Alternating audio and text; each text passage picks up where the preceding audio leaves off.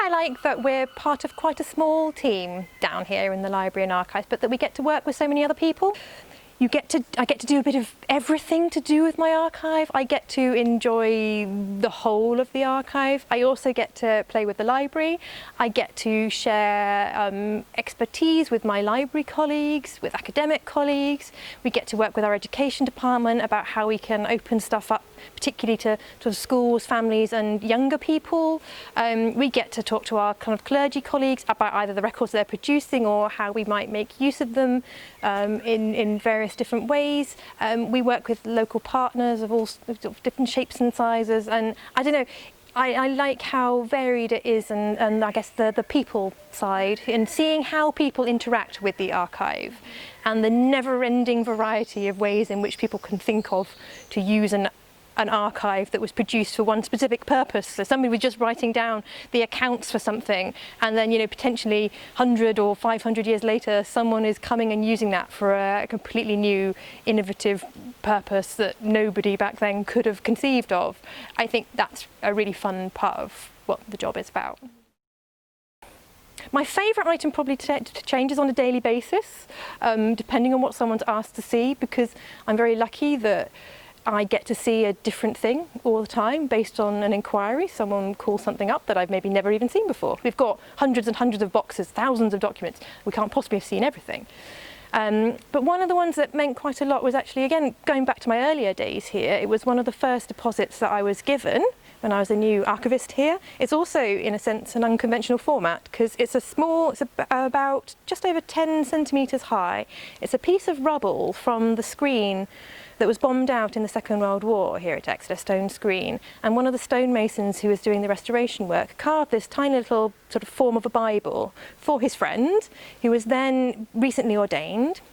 Fast forward to 2011, and he was then retiring from the clergy, and he was from his parish up in North Devon, and he wanted to know if we might want it for our archive here.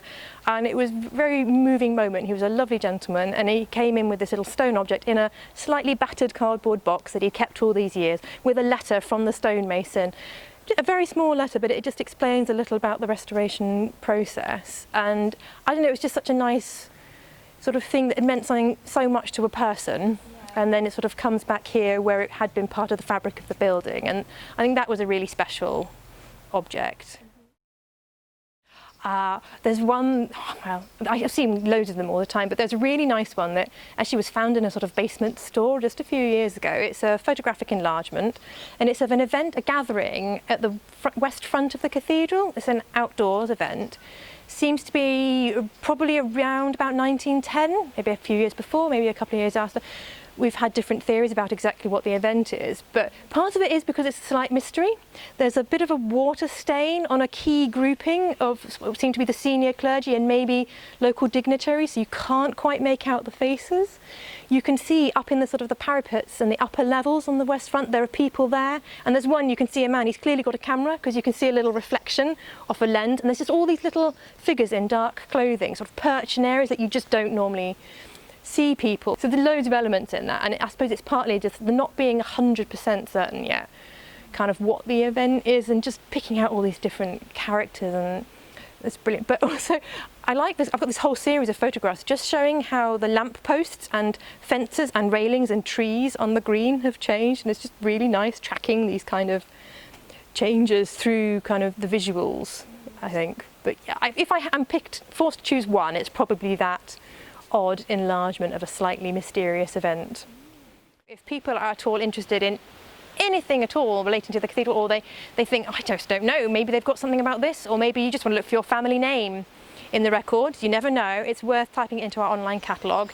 You can find the link if you just go through the cathedral. It's exeter-cathedral.org.uk. You can go to the homepage under History and Heritage, you'll find Library and Archives, and there's a button right there that you can click on and start browsing the catalogue.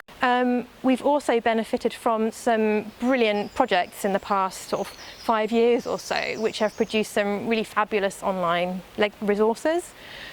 Key one of those would be X on Doomsday. What we here in Exeter have is the X on Doomsday, which is a regional draft for the southwest of England, so the Devon, Cornwall, Dorset, Somerset and Wiltshire.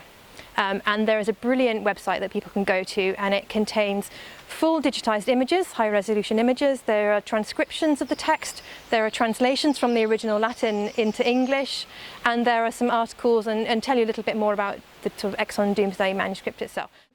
Similarly, another project a couple of years before that put all our Anglo-Saxon charters online. You can go for the electronic Sawyer. If you're interested at all in Anglo-Saxon history and documents, that contains descriptions of the documents, and you can see copies of them in digital form.